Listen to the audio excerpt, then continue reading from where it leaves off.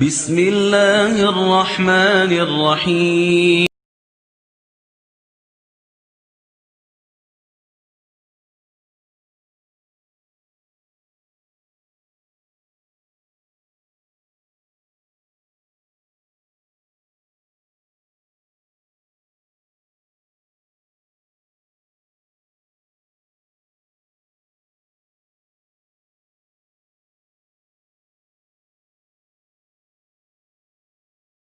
Salihati wa tawasaw bil haqq wa tawasaw bis sabr. Shadaqallahul azim.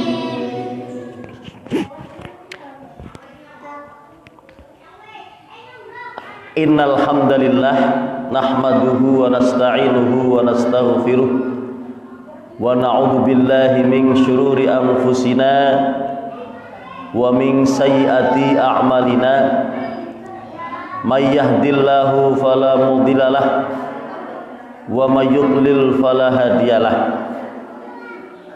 Asyhadu an la ilaha illallah wahdahu la syarikalah wa asyhadu anna muhammadan abduhu wa rasuluhu la nabiyya ba'dah. Allahumma shalli wa sallim wa barik ala Muhammad wa ala alihi wa ashabihi ajma'in. Amma ba'd.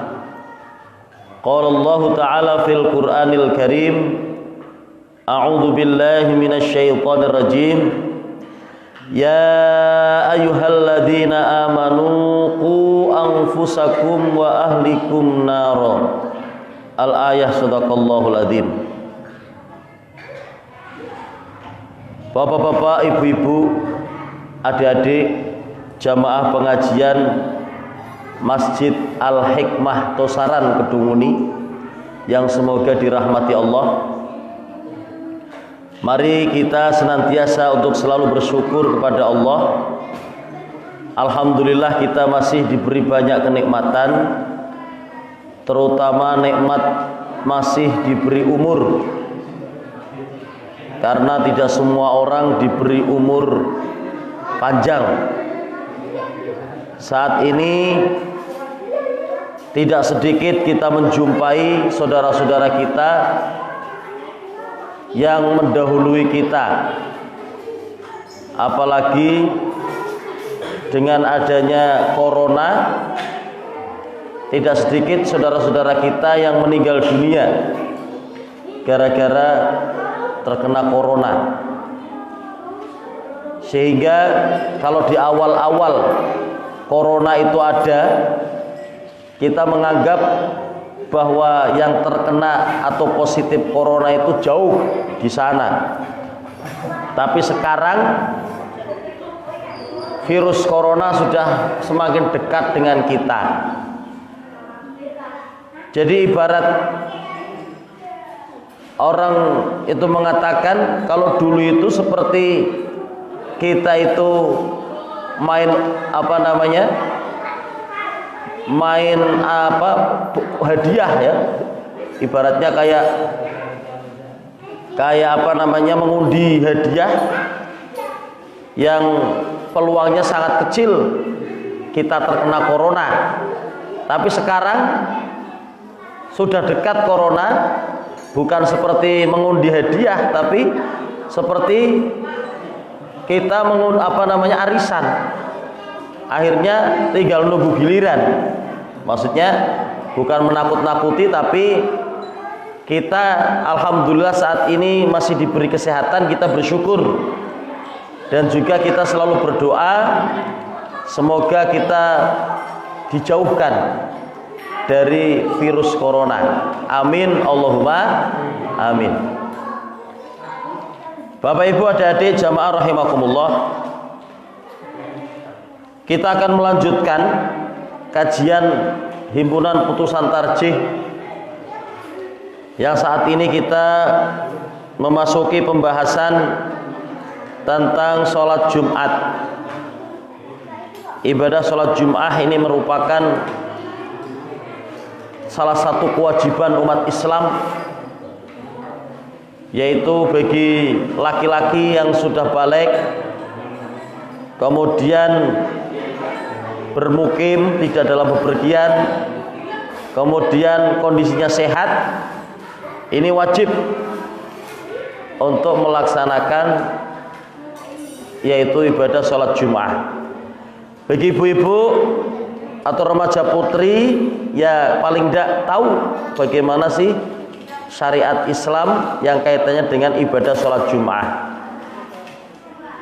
Nantinya bisa ibu-ibu mengingatkan putra-putranya.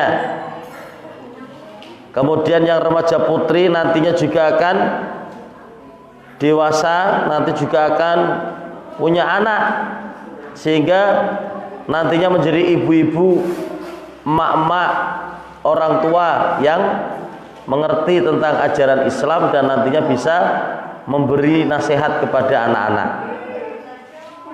Baik Bapak Ibu jamaah rahimakumullah, kita akan lanjutkan sholatul Jum'ah. Bab sholat Jumat. Idza kana yaumul jum'ati fa aqimus sholatal jum'ati raka'ataini fi jamaah. Jadi kaitan dengan ibadah sholat Jum'ah ini diterangkan dalam himpunan putusan tarjih. Apabila tiba hari Jumat, dirikanlah sholat Jumat 2 rakaat dengan berjamaah. Jadi kaitan dengan hari Jumat, pertemuan kemarin sudah kita bahas keutamaan hari Jumat. Ya, kemudian termasuk bahwa kaitan dengan hari Jumat itu betul-betul kita mengutamakan. Makanya dalam ajaran Islam diperintahkan hari Jumat untuk mandi. Ya memang ajaran Islam bukan hanya diajarkan di Pekalongan saja, tapi ajaran Islam itu untuk orang sedunia. Sehingga bagi kita yang namanya mandi mungkin hal biasa. Setiap hari mandi. Adik-adik setiap hari mandi berapa kali? 2 kali, 4 kali. Kalau di tempat kita hal biasa mandi ya. Tapi mungkin di tempat lain ada orang yang air mungkin susah sehingga mandi mungkin hanya seminggu sekali. Yaitu tadi diprogramkan oleh ajaran Islam hari Jumat supaya mandi. Itu sudah kita bahas kemarin. Nah ini bagaimana kaitannya dengan pelaksanaan pelaksanaan ibadah sholat Jumat. Nah ini ya tadi supaya mendirikan sholat 2 rakaat. Kemudian berikutnya yaitu wal yaktubil imamu qabla sholatil khutbataini qaiman. Sebelum sholat hendaklah imam berkhutbah 2 kali dengan berdiri. Wal yajlis dan duduk bainahuma di antara kedua khutbah itu. Ya ini sudah biasa kita lakukan khutbah Jumat itu 2 kali. 2 kali. Yaitu diseling-selingi dengan duduk. Makanya kalau khotib pada khutbah Jumat itu ada jeda untuk duduk kemudian berdiri lagi. Itulah yang kemudian disebut dengan khutbah 2 kali. Berbeda dengan sholat Id atau mungkin sholat khusuf atau kusuf sholat gerhana itu hanya sekali langsung doa. Kemudian dalam khutbah wa yaqra'u ayati wa yudzakirun nas. Dalam berkhutbah itu supaya membaca beberapa ayat Al-Qur'an dan memberi peringatan kepada orang banyak. Ya, jadi kaitan dengan khutbah itu harus mengutip ayat Al-Quran. Jadi khutbah itu bukan seperti pidato biasa, mungkin seperti pidato sambutan manten yang tidak usah pakai dalil Al-Quran, itu nggak apa-apa. Tapi kalau khutbah harus mengutip ayat Al-Quran, ya dibaca. Jangan sampai khutbah ketika mengutip ayat Al-Quran malah mengatakan yang artinya berdasarkan Al-Quran surat apa, ayat berapa, yang artinya lah kapan baca ayatnya? Ini dibaca ayatnya, ya, Arabnya dibaca. Nah itu, sehingga memang sudah pernah kita bahaskan ya kaitan dengan khutbah itu, karena ini juga perintah untuk memberi peringatan kepada orang banyak, ya. Orang banyak ini supaya diberi peringatan, ya tadi kaitan dengan bahasa. Nah ini sehingga dalam tanya jawab ya fatwa majelis tarjih itu ada pertanyaan ya kaitannya dengan khutbah, ya. Bagaimana kalau tidak dengan bahasa Arab? Ya memang sekarang ini khutbah ya itu tidak melulu atau tidak 100% dengan bahasa Arab, tapi digabung atau dicampur ya dengan bahasa apakah Jawa, apakah Indonesia. Karena apa? Perintahnya untuk memberi peringatan kepada jamaah. Sehingga kalau peringatan itu dengan bahasa Arab, kira-kira do paham napa mboten Bapak Ibu? Nggih. Khutbah di pertama dengan terakhir Arab kabeh. Ya bagaimana akan memberi peringatan? Ya paling dicampur ya, ada Arabnya tapi nanti akan ditekankan dengan bahasa Indonesia. Ya, ittaqullah ya mungkin dengan bahasa Arab. Intinya perintah untuk bertakwa kepada Allah, ya. Kemudian nanti dijelaskan dengan bahasa Indonesia sehingga jamaah itu betul-betul paham, jamaah itu mengerti, ya. Sehingga betul-betul dipahami. Ini ya dalam fatwa majelis tarjih ada pertanyaan, ya, bacaan khutbah dengan selain bahasa Arab itu bagaimana? Ya, ini ditanya jawab atau kumpulan fatwa majelis tarjih bab atau jilid 4. Ini bacaan sholat dan khutbah dengan selain bahasa Arab. Ya, ini kaitan dengan ini ya supaya kita betul-betul tidak ragu, nggih. Sebab zaman biyen mungkin Pak nggih ten Pekalongan lah nggih khutbah Jumat iku anggo Arab kabeh, Pak. Menangi mboten, Pak? Sampeyan ora menangi, sing tuwa-tuwa sepuh-sepuh nggih. Saya menangi khutbahe anggo Arab kabeh.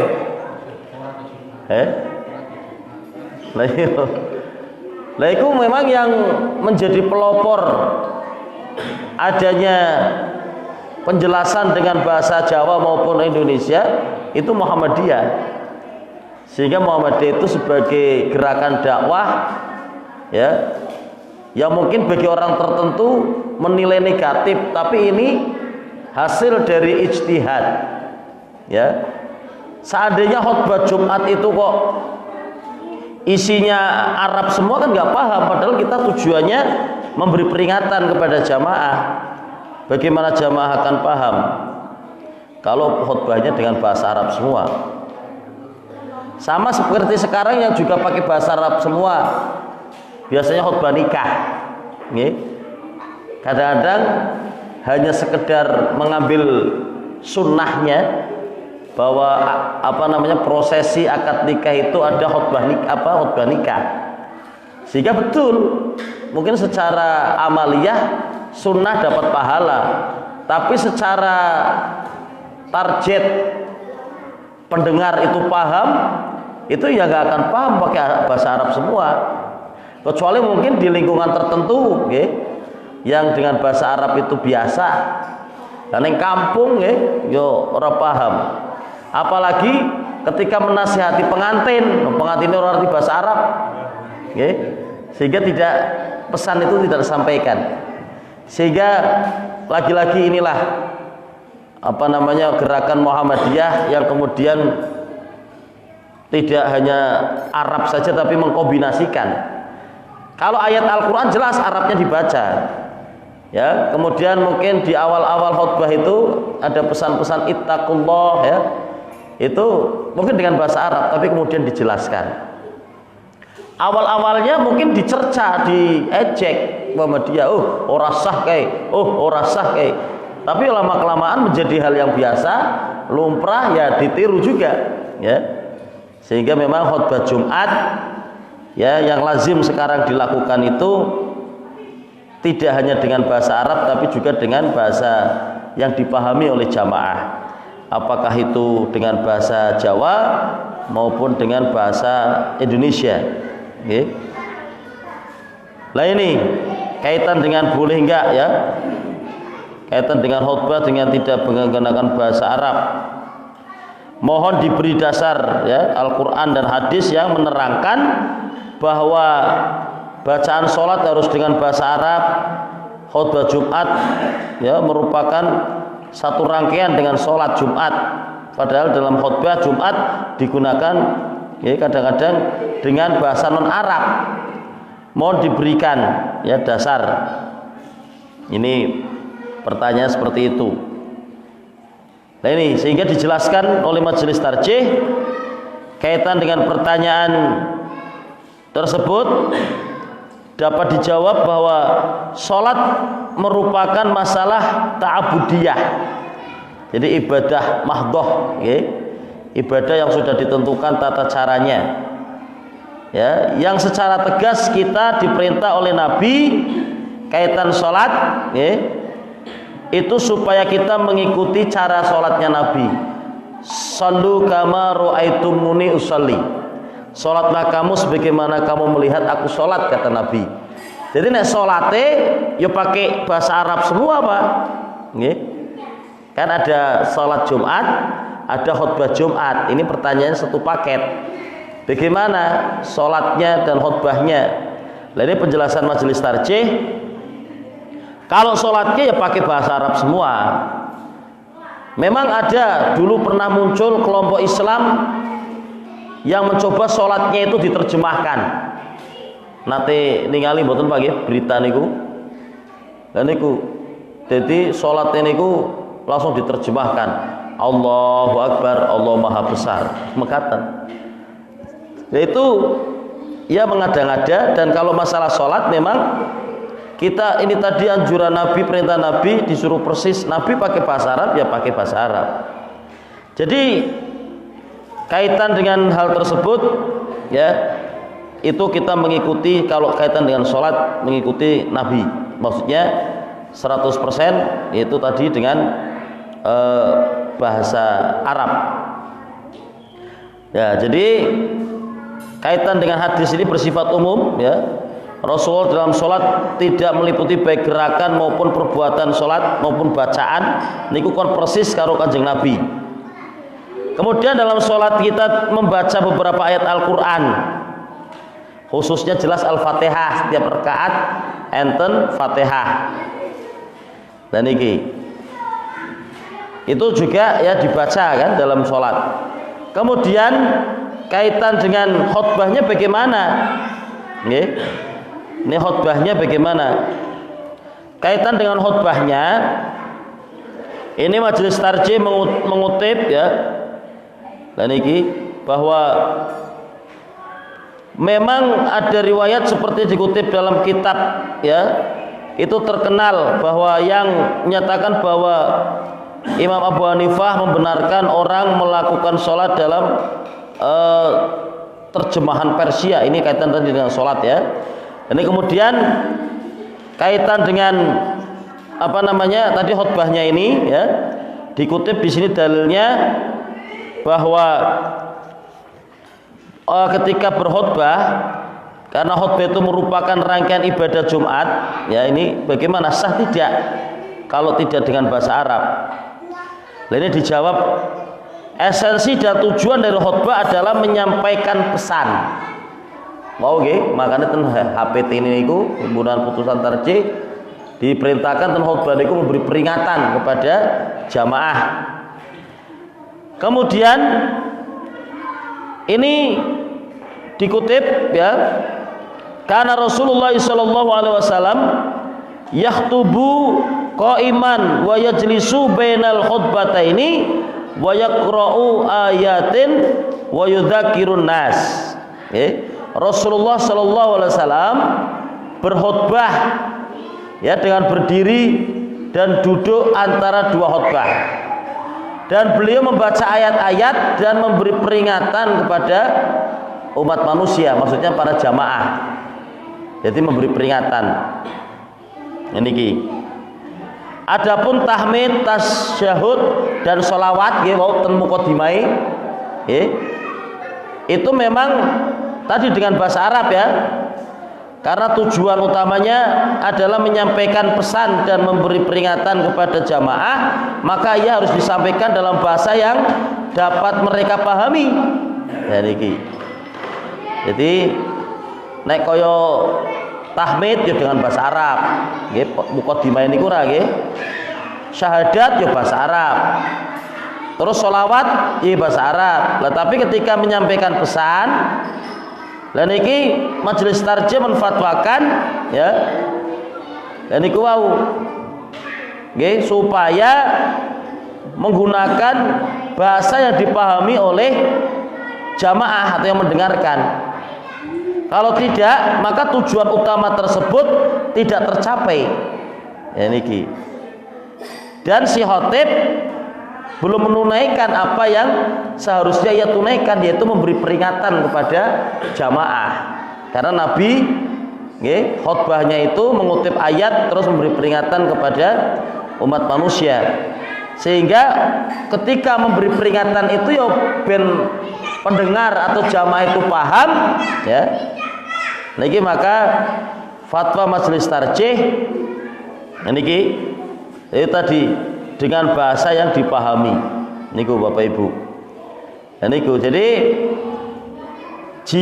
karena itu tidak masalah, ya, dan tetap sah sholat Jumatnya apabila tidak menggunakan bahasa Arab dalam khutbahnya, meskipun ia merupakan satu rangkaian dengan sholat Jumat yang harus dilakukan dalam bahasa Arab. Jadi ini menurut fatwa majelis tarjih tadi berarti yang sudah biasa kita lakukan, ya.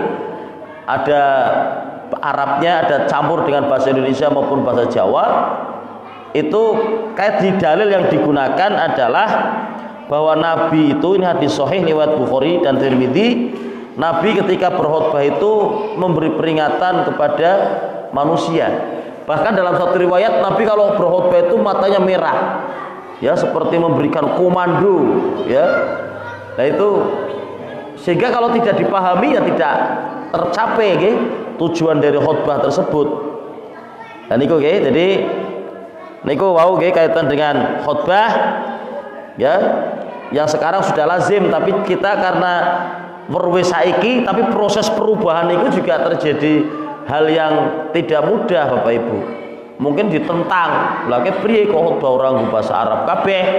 Mungkin waktu itu ada yang mengatakan oh rasah, perselisihan pada waktu itu. Tapi sekarang karena sudah berjalan biasa, ya khutbah dengan bahasa Arab dan bahasa Indonesia itu biasa. Dan memang tujuannya adalah memberi peringatan kepada umat atau jamaah, itu bisa dilakukan. Itulah fatwa majelis tarjih, hasil ijtihad, ya, tentunya dengan dalil yang ada tadi. Bapak Ibu jamaah rahimakumullah, ya. Ini kaitan dengan persiapan, ya, persiapan menuju sholat sudah kita bahas kemarin.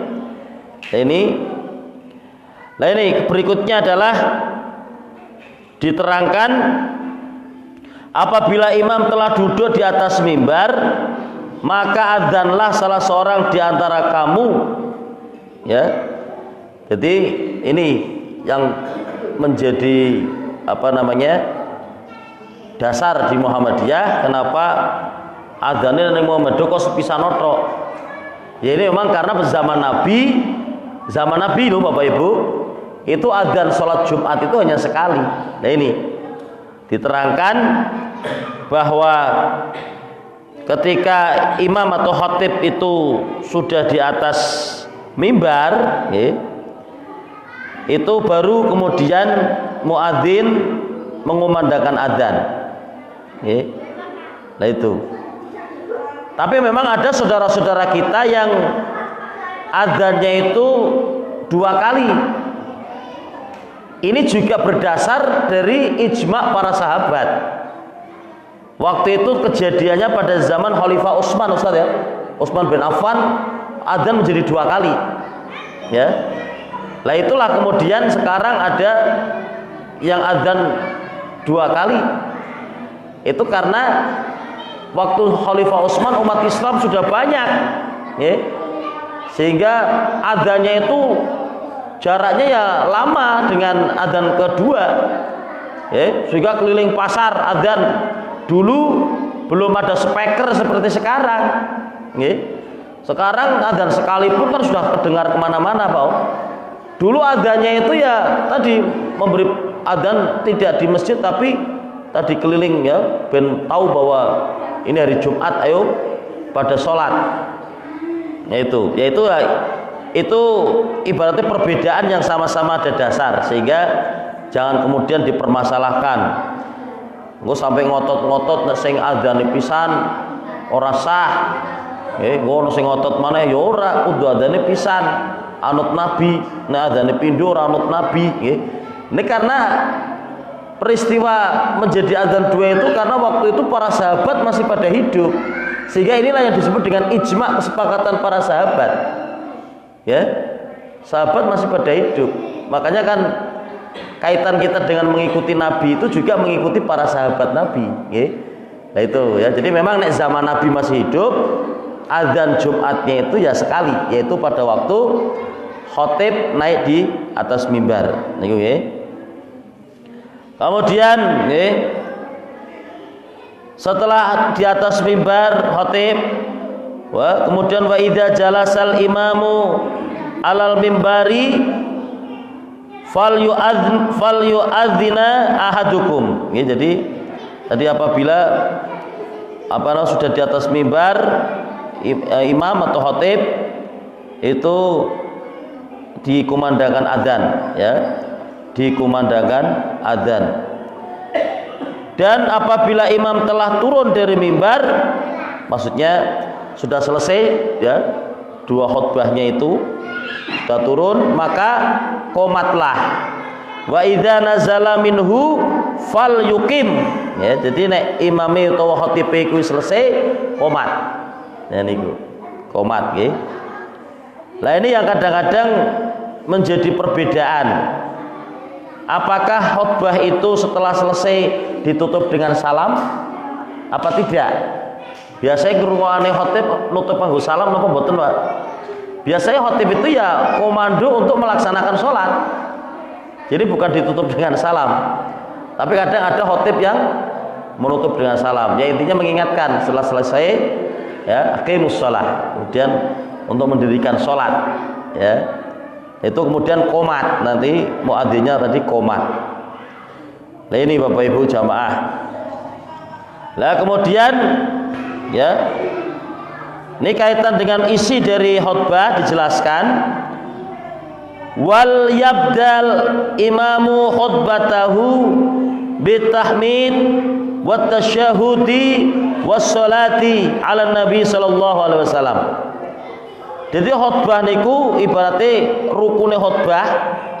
Neten ilmu fikih niku nggih. Jadi imam hendaklah memulai khutbahnya dengan mengucap tahmid, ya, memuji Allah. Kadang-kadang enten nggih sing dibaleni maneh alhamdulillah. Alhamdulillah maning nggih, baleni maneh alhamdulillah nggih. Lah niku memuji Allah. Kemudian ya dengan banyak redaksi memuji Allah, terus setelah itu syahadat, nggih. Asyhadu an la ilaha illallah wahdahu la syarikalah wa asyhadu anna Muhammadan abduhu wa rasuluh. Sawise syahadat kemudian baca sholawat, Allahumma sholli ala Muhammad wa ala ali Muhammad. Itu jangan sampai lewat. Sehingga nek khotib kok orang membaca salah satunya, ibarat apa namanya, berarti khutbahnya niku tidak memenuhi rukun, nggih. Lagi khutbah kok kaya apa namanya, kaya sambutan manten misalnya, nggih. Ibaratnya pembukaan, nggih. Langsung isi der ora diawali dengan memuji Allah, ora ono syahadate, ora ono sholawate, nggih. Mangke kan kaya sambutan manten, nggih. Iku salam langsung para hadirin sidang Jumat, nggih. Langsung menyampaikan materi tidak, tapi diawali dengan tadi dengan bahasa Arab, nggih. Alhamdulillah. Terus setelah memuji Allah, syahadat. Setelah syahadat, sholawat. Kemudian mungkin mengutip ayat, nggih. Karena tadi dalam hadis yang diriwayatkan oleh Imam Bukhari dan Tirmidzi itu Nabi mengutip ayat Al-Qur'an ketika berkhutbah. Ya sehingga ya dikutip ayat Al-Qur'an yang nantinya menjadi tema khutbah, nggih, lan niku. Kemudian niku nggih termasuk kaitannya dengan apa namanya, mengawali khutbah. Terus apa? Tsummal wasiyati bittaqwa, nggih. Kemudian berwasiatlah dengan ketakwaan, takwa. Nggih, ittaqullah. Nggih. Ittaqullaha haqqa tuqatih. Ya banyak redaksi-redaksi pesan takwa, nggih. Dan itu usikum, aku berwasiat kepada diriku dan kepada diri kalian bitaqwallah, ya, dengan bertakwa kepada Allah. Wasiat kepada diri sendiri dan kepada jamaah diwasiatkan supaya bertakwa kepada Allah. Itu biasa redaksi-redaksi dalam khutbah untuk pesan ketakwaan. Ya, terus dalam khutbah, ya, terutama yang khutbah kedua ini, tsumma du'a, nggih. Terus diakhiri dengan doa. Dan itu nggih, biasa yaitu khutbah keduanya dengan doa. Terus nanti ada tanya jawabnya ini, fatwanya bagaimana ketika khotib itu berdoa, apakah jamaah itu mengamini? Ya ini nanti di apa fatwa majelis tarjih kaitan dengan nek imame kuwi ndonga, makmume kuwi kon ngamini napa mboten? Nggih. Sebab kadang-kadang sing biasa terutama saya dengar di apa namanya di sholat Jumat itu ketika imamnya maca Allahumma ighfir, Pak, rame nggih, amin nggih. Rame gemuruh nggih. Kadang-kadang ya orang tene Allahumma ighfir, Pak. Khotibe khotbah suwi nggih. Langsung amin nggih. Amin ora apa-apa sampeyan amin. Mesti ngileke khotibe ben aja kesuwen. Bab mesti dititeni, Pak, sing jenenge khotib niku kula nggih kelingan. Nggih, mesti nek ustad kae, ya biasa tak kae India jare, Pak. India kuwi kan filmnya 3 jam. Jadi khotbah suwi nek ustad kae. Jadi kadang-kadang ana jamaah sing sembrono, urung rampung mesti amin, nggih. Amin. Nah, ini bagaimana? Ya. Kalau apa namanya? Khotib itu masih membaca doa, apakah jamaah itu akan mengamini, ya? Ini dalam fatwa majelis tarjih kaitan kalau khotib itu berdoa niku kita tidak boleh, kan ada perintah secara umum suruh mendengarkan, Pak.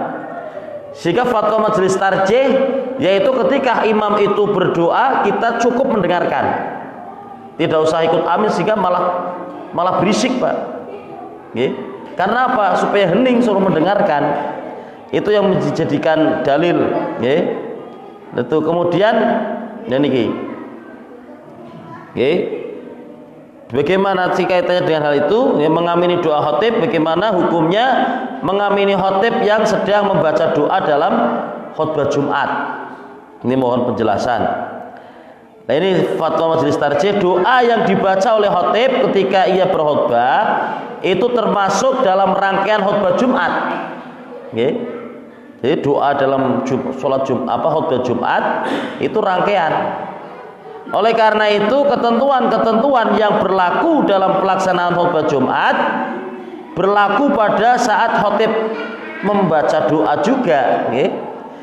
Nah itu diantaranya ketentuan yang dituntunkan oleh Rasulullah SAW pada saat pelaksanaan khutbah Jumat adalah ketentuannya yang ditetapkan bagi makmum atau jamaah sholat Jumat diharuskan mendengarkan khotib pada saat sedang melaksanakan atau berkhutbah. Hal ini ditegaskan dalam hadis Rasulullah sallallahu alaihi wasallam. Ini yang diriwayatkan oleh Imam Bukhari dan Imam Muslim dari Abu Hurairah, anna Rasulullah sallallahu alaihi wasallam idza qulta li sahibika ansit yaumal jum'ati wal imamu yakhtubu faqad laghut. Rasulullah sallallahu alaihi wasallam bersabda, apabila engkau berkata pada sahabat-sahabatmu diam, ngilike Pak, nggih. Kadang-kadang kan ono cah berisik, nggih. Meneng. Nggih. Ini pada hari Jumat waktu masih ketika khutbah berlangsung, nggih, padahal khotib sedang berkhutbah, maka sesungguhnya engkau telah berbuat sia-sia. Lahot. Jadi perbuatan sia-sia Pak, jadi orangan ngileke ke pantes dengan dileke ternyata sia-sia, ngileke hus utawa nggih ngileke wong sing terutama anak-anak iki biasa nggih iku mawon dianggap sia-sia oleh Nabi. Hadis ini menegaskan bahwa orang yang berkata-kata di waktu khotib sedang khutbah walaupun menegur orang lain supaya tidak berkata-kata, maka orang itu dipandang salah dan dianggap telah berbuat sia-sia. Jadi berarti beri Pak carane nek ana cah cilik-cilik menuju rame. Nggih, ya mungkin wis digembleng saurunge salat Jumat, dileke ora entuk guyonan, nggih. Sehingga dikondisikan riyen. Engko nek wis pas salat Jumat atau pas khutbah tidak kemudian nanti napa namine terus dileke terus kan akhirnya salah satu jamaah ngileke niku mangke sia-sia. Nah, niki memang ten hadis niki kalau berkata-kata, nah gue isyarat ya ini berarti lebih tidak mengganggu yang lain kalau isyarat. Okay. Biasa kayak gini kan, makanya nggak bicara ngiliane dengan kayak gini aja, ini kan isyarat. Kalau seperti itu ya nggak sia-sia karena kan tadi dengan adanya kata-kata yang keluar itu dikhawatirkan mengganggu jamaah yang lain. Jadi ngomong hus baik nggak boleh. Nah ini sehingga analoginya apa maneh sampai amin sampai berisik amin ya.